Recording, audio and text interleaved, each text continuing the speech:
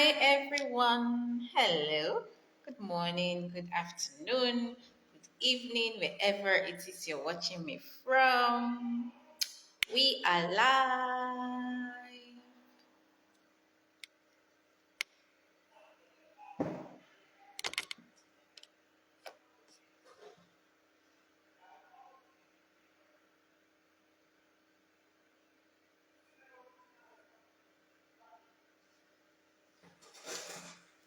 Oh, okay.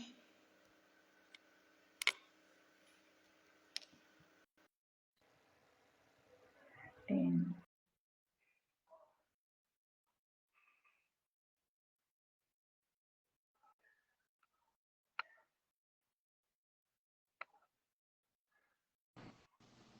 Hey, so good to Hi. have you. We made it work. Yeah, I'm excited. I'm excited too. Thank you for having me. Yeah, my Hello, pleasure. everyone. And thank you for agreeing to come on live, to share your story. It's amazing. Thank you so much. Oh, absolutely. Hi, everyone. Good morning, good afternoon, good evening, wherever it is you're watching us from. So today we are live, and I'm actually very excited. As you already know, my name is Buno. I'm Birox, your stress management coach and wellness consultant. And with me is my amazing friend, Vivian. She Hello. is an inspiration, a very big inspiration. So I'll just let you introduce yourself. Yeah. My name is Vivian Kim. I'm a breast cancer survivor. I'm a single mom. My daughter is 20 years old. And I'm just really happy to be here and, you know, just, just very blessed.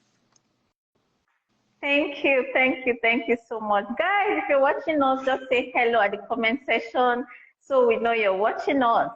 So today we are going to be talking about breast cancer. Yesterday I was opportune. We had a webinar on breast cancer, and we had some experts, medical doctors, who were actually there, and they shed so much light on breast cancer. So today I'm actually going to just give like a summary of what they said, about Hmm. breast cancer, and then the preventive measures, and um, and how you can actually adopt a healthy lifestyle, and how it can be prevented. Yes. And then Vivian is going to share her amazing story. Yeah, she's an inspiration. We actually met at a group, where I saw that she's actually inspiring other people, other women and people generally. She's inspiring them with her testimony, with her lifestyle. Yeah, she's actually big on fitness. When I see her exercising, Vivian, you didn't actually introduce yourself very well. You didn't tell us that you won championships sometime and all of that. Uh, You didn't tell us, you didn't give us a full introduction. But I think you should do justice to that. okay, I'll mention I it think when you we should. talk about the journey. Okay, great. Hi, good evening, sir, Mr. Emmanuel. So good to have you here, sir. So everyone, I'm just going to like have a recap. It's a live, so I cannot be sharing the slide, but I'm just going to read from the slide and tell us what cancer is, because yeah, October is actually Breast Cancer Awareness Month. Every October. So they call it Pinktober, yeah, because ladies actually pink represents women, So we call it Pinktober. So in, we actually inform or educate people on breast cancer, because early detection actually helps to save lives. Because from everything the doctor said yesterday, she said a lot of things. And she said that the problem is they would have gotten to like stage 3 or even 4 of the cancer before they seek medical help.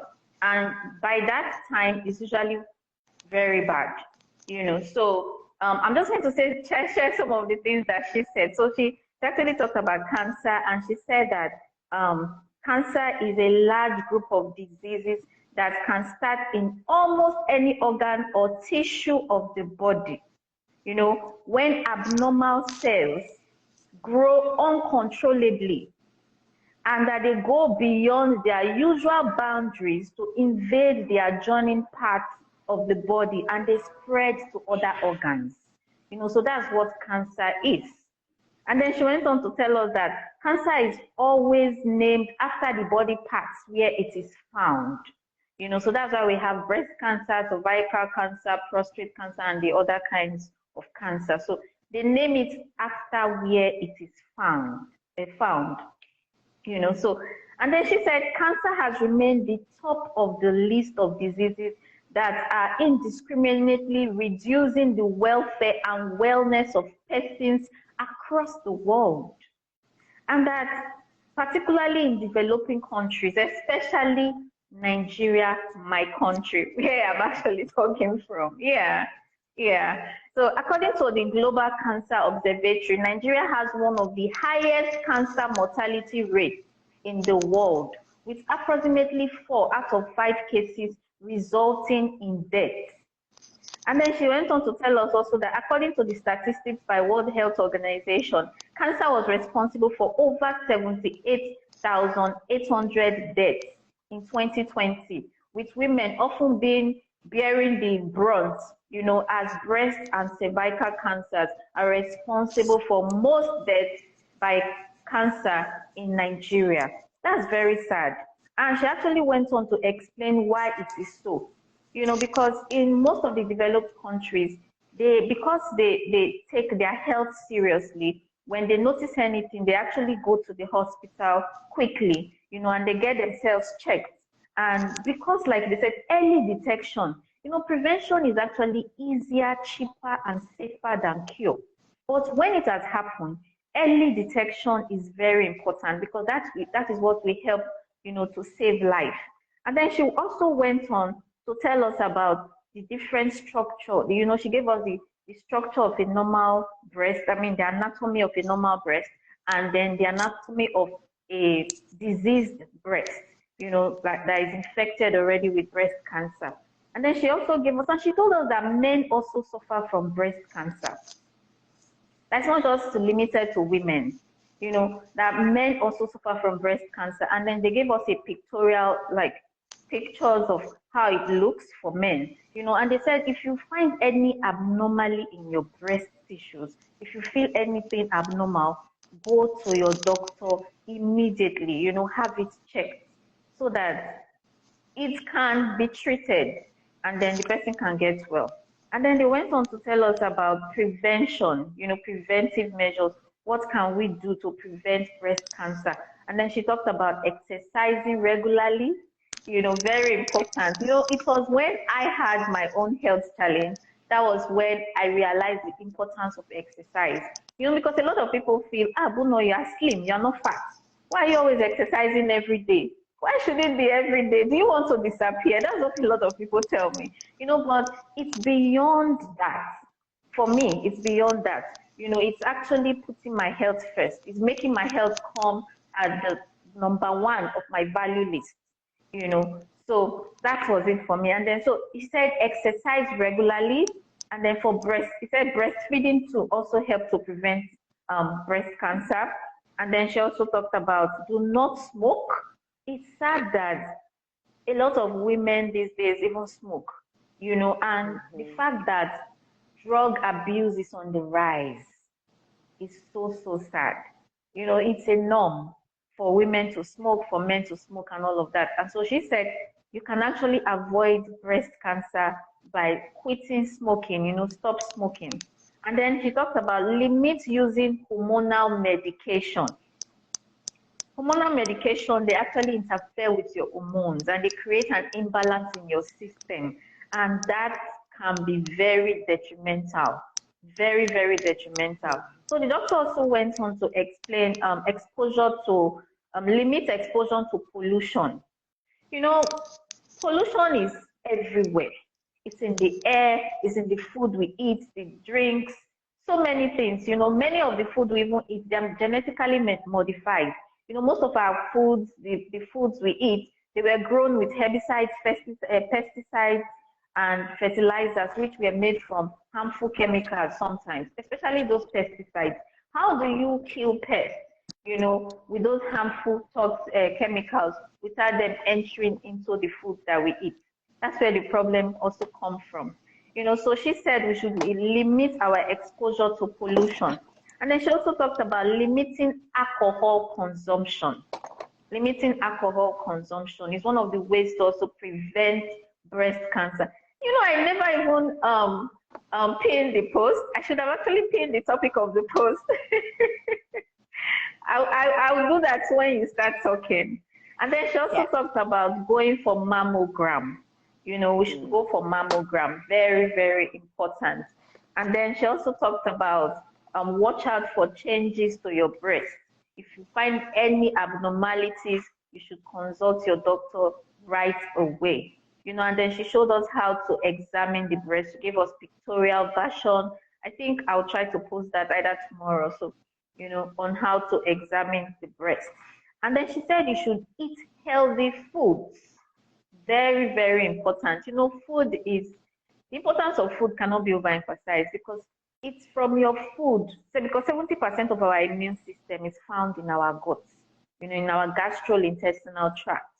So if that is where you get all the nutrients, the zillions of cells in your system, if that's where you get the nutrients from, so food is now very, very important because if all the nutrients we need come from the food, then it's very important that we take note and we give attention to the things that we put in our mouth, to our diet. Because the truth is we don't. And me, I was chief before now until I had the health challenges. I was chief in unhealthy lifestyle and habits, just eating junks. Because when you are hungry, you're not thinking of nutrients or nourishment from your food. You're actually thinking, what's the fastest thing I can eat right now? Do you understand? And those poor food choices that we keep making on a daily basis, it can actually cost us drastically. It can cost us our health because a lot of people are hypertensive, they are obese, they have so many health challenges, of which a lifestyle change would have actually helped to prevent it in the first place.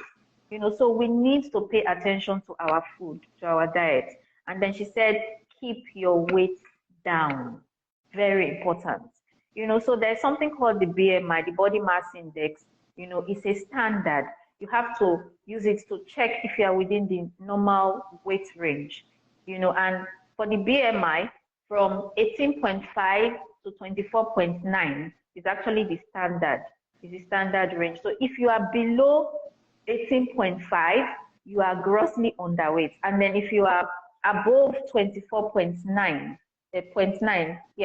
you are overweight. So your weight should fall within that range. So you should check your BMI and then you should work on your weight. Stop looking for the quick fixes anyways, but start with a healthy lifestyle and start making more good food choices, So that will also help a lot. So that's for the prevention. And then she gave us the 7 warning signs of breast cancer. 7 warning signs. And she said, 1 is a lump or mass in the breast. So early detection can actually help you find the lump in the breast. And then he said the second one is enlarged lymph nodes. A lot of us use products that are not healthy for us. There's also if you check, antiperspirant is to actually block your pores. They actually block your sweat glands from bringing out sweat. But God made us so that we can actually sweat in our underarm. Have you ever wondered why we don't sweat everywhere the way we sweat in our underarm? But we don't like to sweat. We don't want to smell. Yeah, it's understandable if we don't want to smell, but we don't also want to sweat because we don't like it when we used to call it map of Africa. When you sweat, yeah, that's what we call it in Nigeria. Sweat is good. Sweat is good.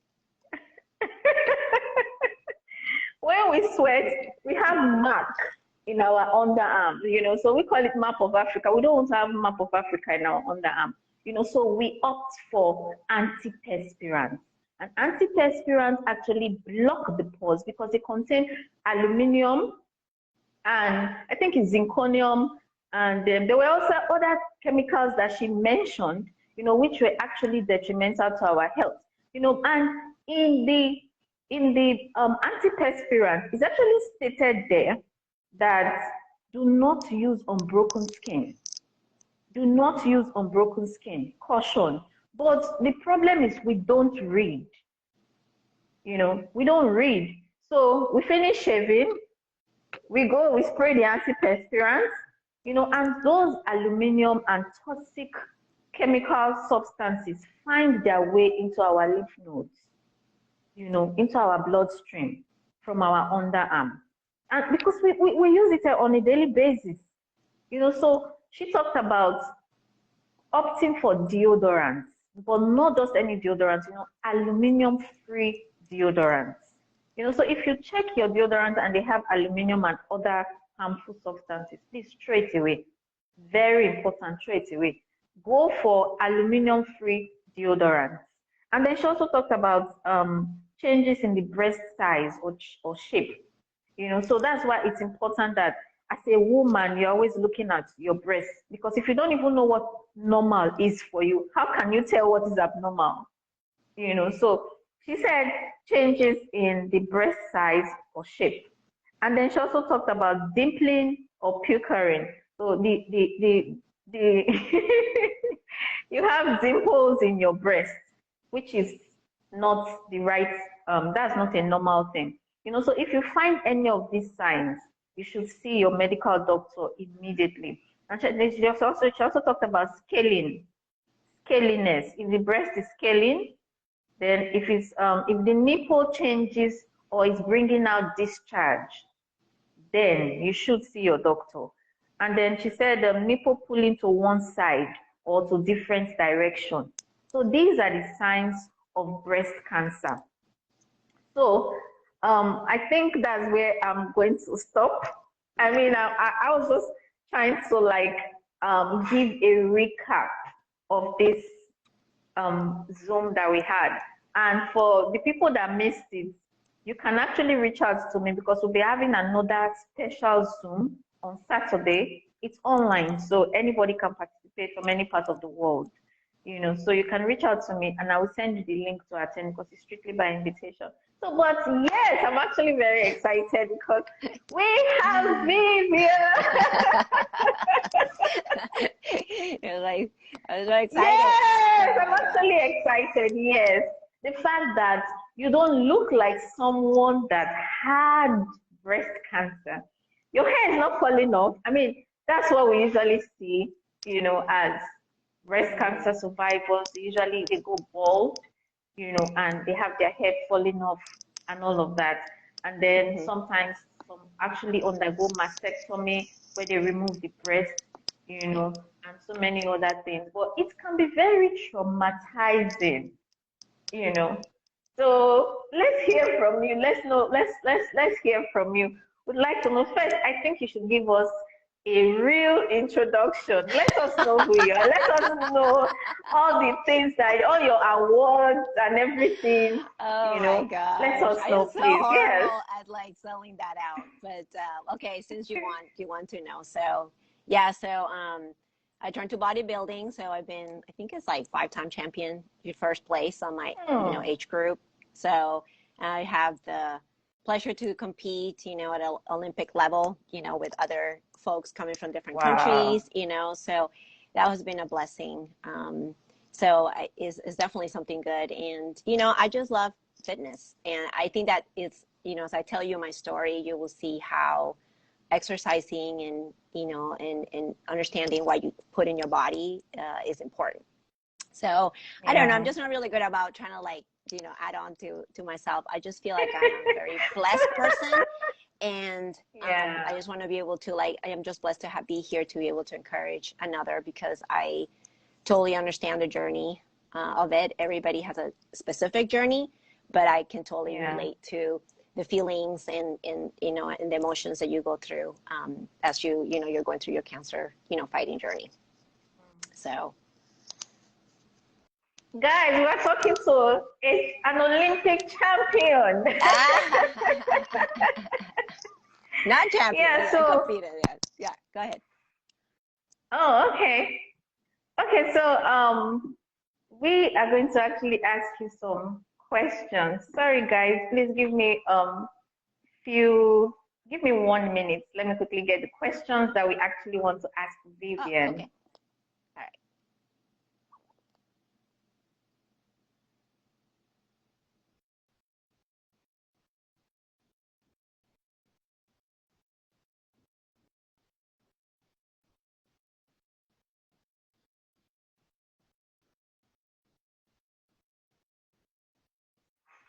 Yeah, sorry.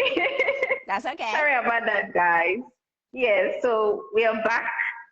We're going to be asking Vivian some questions. So, how did you first find out that you had breast cancer? Let us know. How did you find out?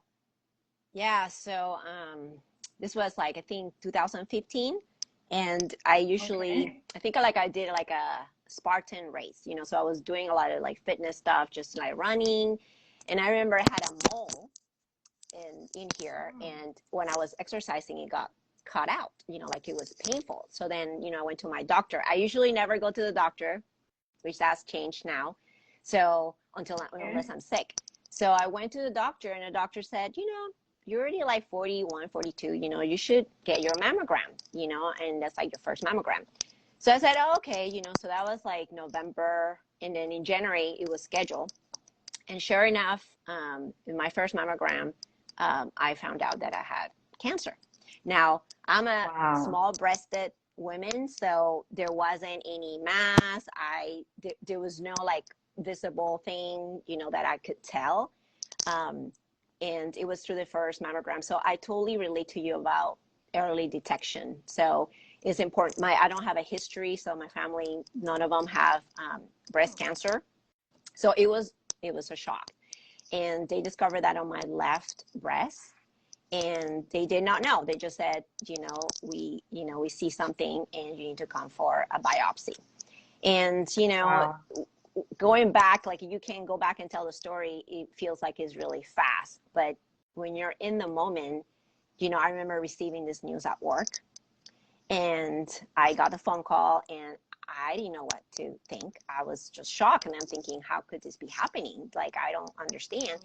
And I remember telling my colleagues, because they were like right there, and they started crying. So there was all these different emotions. I think I was just trying to process, but I think a lot more people were concerned about me and what was going on. So I had to do a biopsy to figure out, like, how aggressive it was. So it was hormonal driven.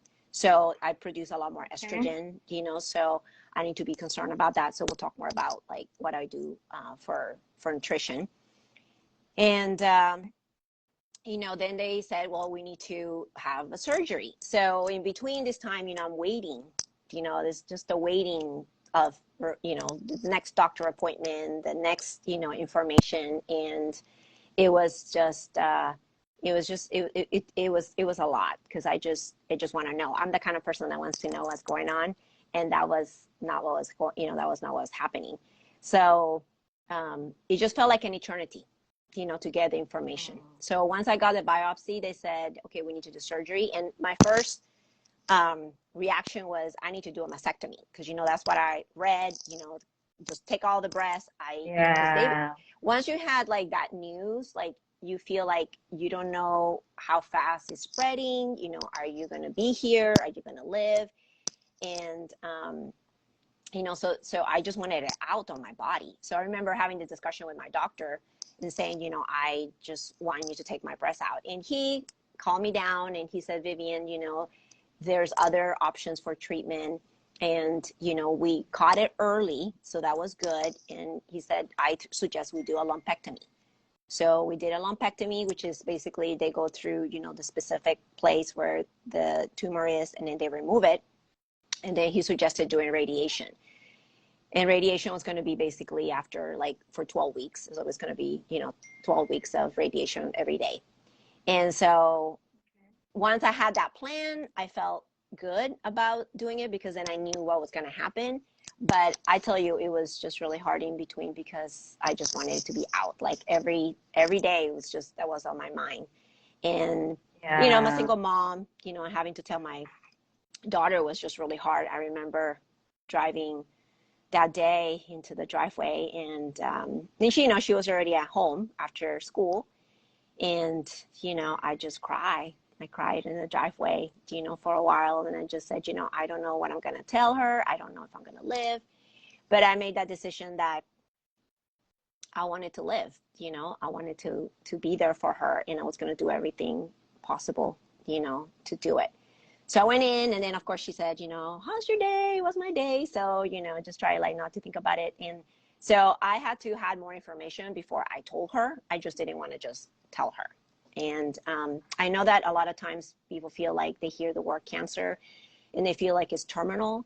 And it is a terminal illness. It is something that can, cause you to, not be here anymore and pass away. But I say with breast cancer is one of the, I think if, we can talk about different kinds of cancer, breast cancer has the best probability to be able to beat it. 1 of 8 women have cancer. So there's just a lot of advancements. I did a lot of research. Luckily I work at a hospital, so they have a great cancer center. And so I talked to a lot of people, and I went and I educated myself, and there's just a lot of advances, that are available. So it doesn't have to mean, that is going to end, not in a positive outcome. I think it really means everybody's journey is specific, so I cannot even like tell you every time October comes, please get your mammograms. Yeah, just get your mammograms as soon as you can. Learn how to do an exam. So I'm thankful that you're going to be able to show people how to do that. Just, be very aware of your body. And I think that that's the key. And so after I found out that I had breast cancer, I had told my relatives and friends, and 2 of them found out that they had breast cancer themselves. And then when they went, to, they were shocked because they were helping me, right? And when they went, they found out they had stage 2. So luckily, fortunately, I had stage 1 that was really like caught in the beginning.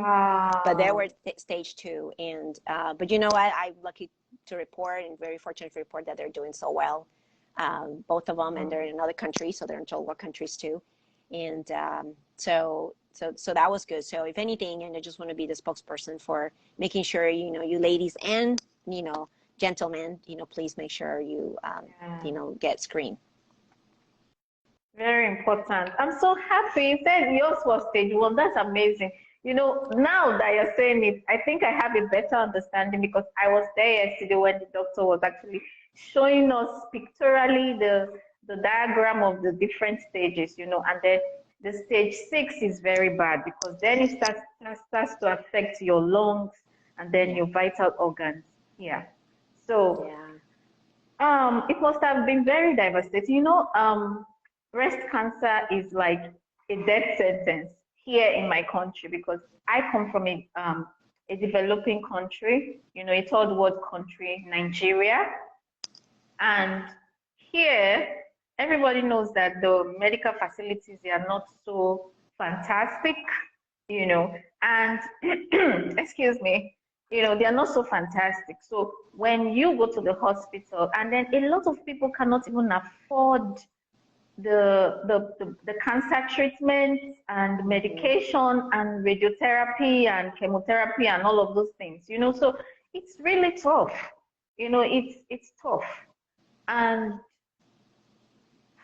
it's part of the reasons I actually brought you here, because everybody needs to be aware. So you can imagine what you just said. You said your relatives went, they were trying to support you, and then they went with you to the hospital only for them to do their mammogram, and they found that they even had cancer.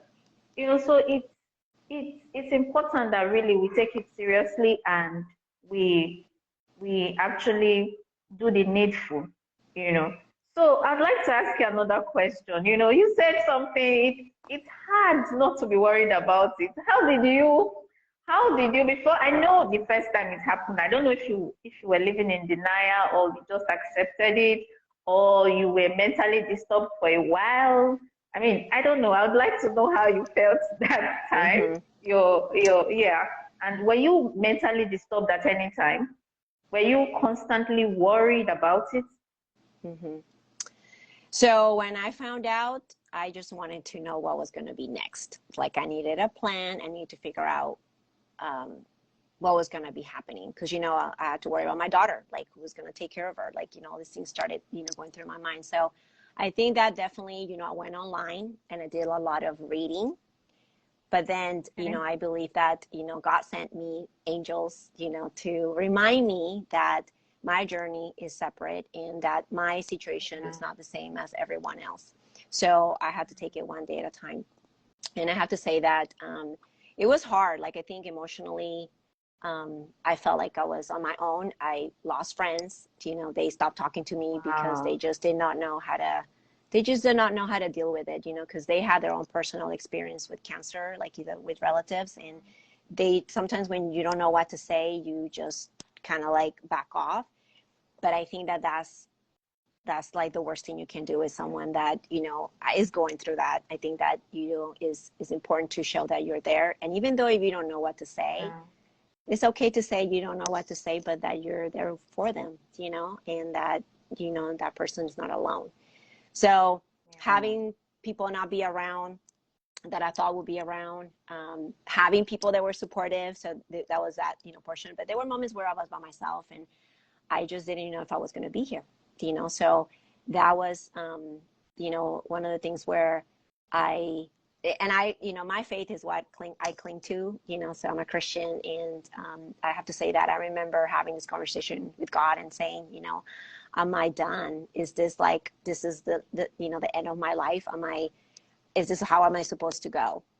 And I just left it out there, and sure enough, I had a dream that night, and that night, a dream, God said to me, we're not done. Like we just started, we're just starting. Hmm. And so when I woke up that morning, I felt like, okay, this is already going to happen. Like he has said so. And now I just need to trust and have faith.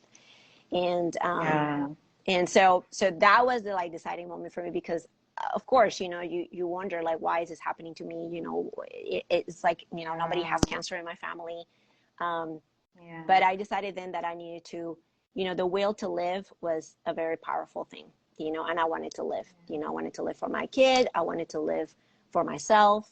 Um, and that's how it happened. So the journey happened. So right after that dream, I had my surgery and my treatment, and I have to happily report that I've been 7 years cancer free. So thanks to God. So Wow. all glory to Him about that. So I'm very happy, and I'm here, and this 7 is where I think years there's is always a a purpose. lot. Yeah. You definitely have a purpose. And 7 years is a lot. 7 whole years. So how was your life after the breast cancer? How was your life? Yeah. How So were you? Yeah. yeah. So like I say, so after I finished my treatment, with radiation, because it was over a course of 12 weeks. Every day I was going in. So typically, like my day would be that I will go to work. So I was still going to work in the morning. Then I will go exercise like at lunch, and then I will have my Okay. treatment around 2. And then after my treatment, I was just so tired. I would just come home and just, like to rest. So I had to basically have my conversation with my daughter and basically tell her that, she needed to, act like a little grown up girl and, now to cook, her own lunch and things. And, so she was really good about that. But that was pretty much my day throughout my treatment. And as treatment went by, it was a lot harder, because there's radiation. So you feel really tired, there's fatigue, there's, other symptoms, nausea and things like that. But, I have to say that I really had really good supporting friends, providing food Yeah. and, just checking on me and Wow. visiting me. So I'm just very, very blessed by that. So after that, after the treatment was completed, then I was training already, and I decided that I wanted to do something for myself because something that happens with cancer, like people really sometimes look at you with pity. Like, like, Yeah. there's something wrong with you, and then like, poor you. But that's not what you Yeah. need.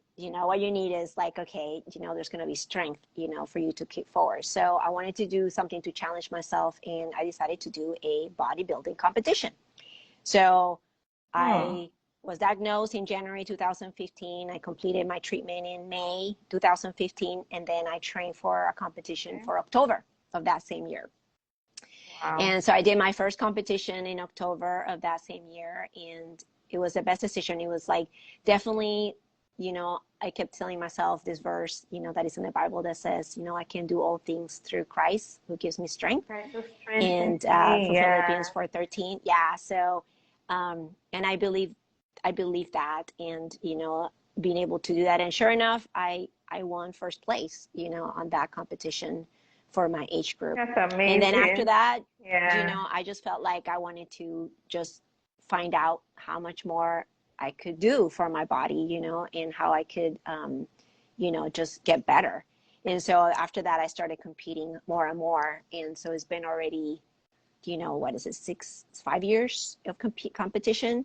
And then I turned pro in the last 2 years, which means professional, but doesn't mean that I get it, it doesn't mean anything else. It just means that, now it's harder. The competition is harder now, but I definitely Okay. enjoy it. And I've been able to meet a lot of people that are into health and fitness, and that has really helped my journey, with this. So after I completed that and did the competition, definitely I can making sure that I exercise. So I exercise every day. I do weight Mm. training and then do cardio as well.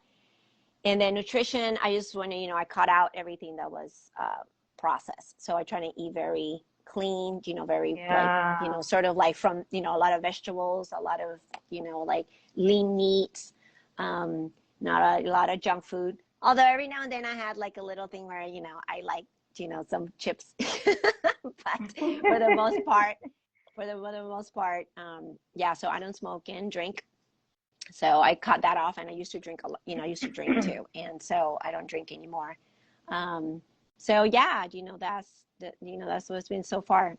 Did I answer your question? I'm trying to remember. Like, I just went all over. Yes, perfectly. You answered the question perfectly. I was just thinking when you were talking, maybe because I'm a stress management coach, I was just thinking of how that decision, to actually go into weight training would have been a fantastic reference for you, because it actually helped you with your self-esteem, which Yeah. must have been bruised with that breast cancer incident, and how doing it over and over. At first, even winning the competition was a huge thing, and that would have actually built your references, your self-esteem, and all of those things that is associated with. Because, like you said, when one has breast cancer, you start, even you, because everybody is having pity party, you also have pity party in your head. They are like Mm-hmm. transferring their emotions to you, and when you are having like your alone time, obviously your self-talk will not be positive, you Yeah. know. So I would like to ask you again, so what did you learn from this whole experience? Mm-hmm. So I learned that the mindset is very important. So having a positive mindset Mm, going through this journey is powerful. I think that if you think, if your thoughts are negative, and if you think that things are not going to get better, and that there's no solution, and there's no, you go down the path of sort of depression. Like, you just don't, you don't see yeah, the hope. I think the main thing is to always keep hope. Hope is always there. Like, yeah. nothing is in stone, and sometimes we have these things happen to us for a reason. And at the time when you go through it, you don't realize why. But I can tell you No, now, not at like, all. having seen this, I mean, I've been able to see my daughter graduate from high school. I've been able to meet other women, that are going through breast cancer, people that have been able to beat it, through it as well. People that are still fighting, through it. And, the mindset is a really strong thing. So it all starts there. I think that, we need to have a positive outlook, and understand that, we have to be mentally strong, even though we may not, feel like it. We have a lot more strength than we know. And for Yeah. me, I feel like my faith is what, got me through it. Like, I think that, I didn't do this alone, because humanly, I will just be all over. But understanding that, I have a purpose, and that, sometimes these things happen to make us stronger.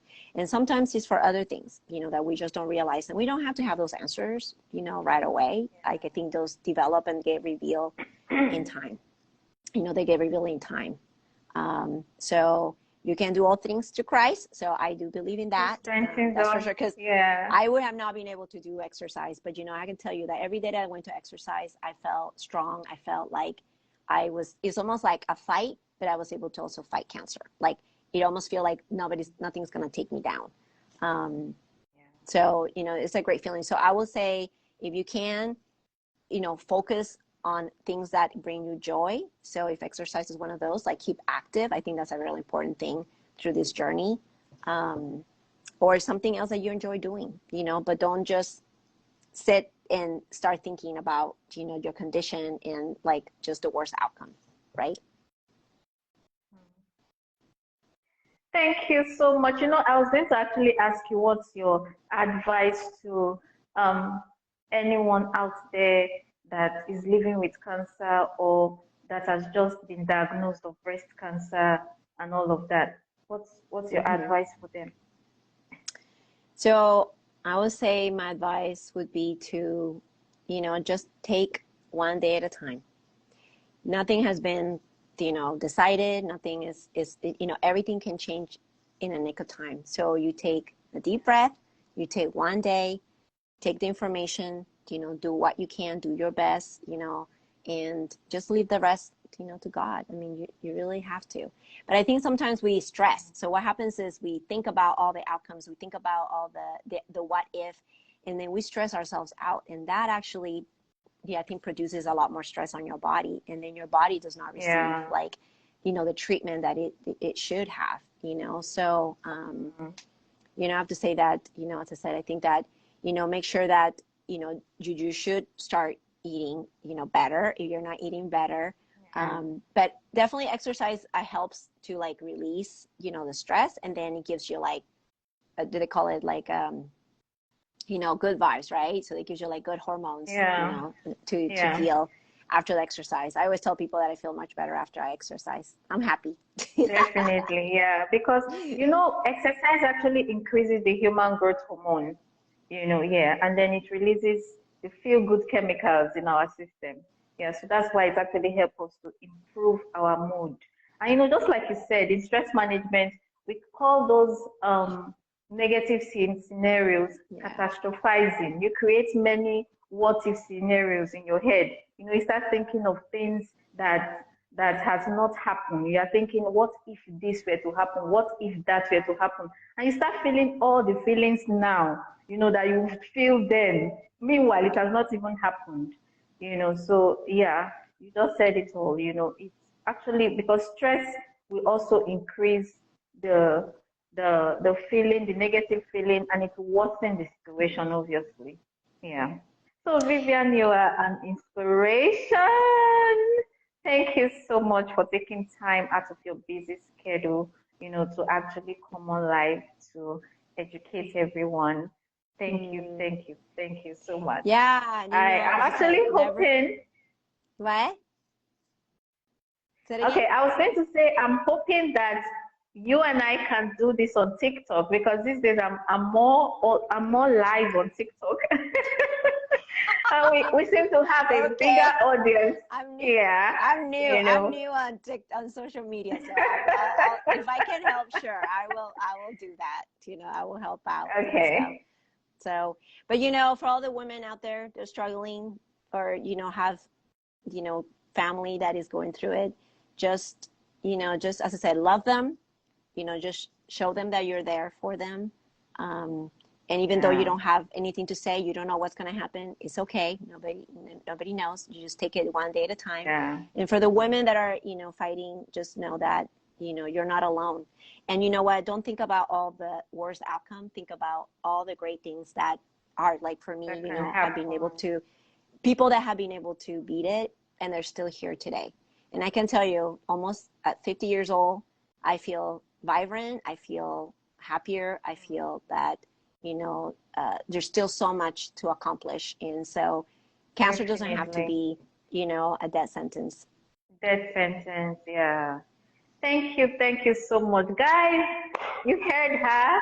She has said it all. If it can happen for Vivian, it can happen for you. So keep the faith alive. Yeah. Don't think negatively, just like she said.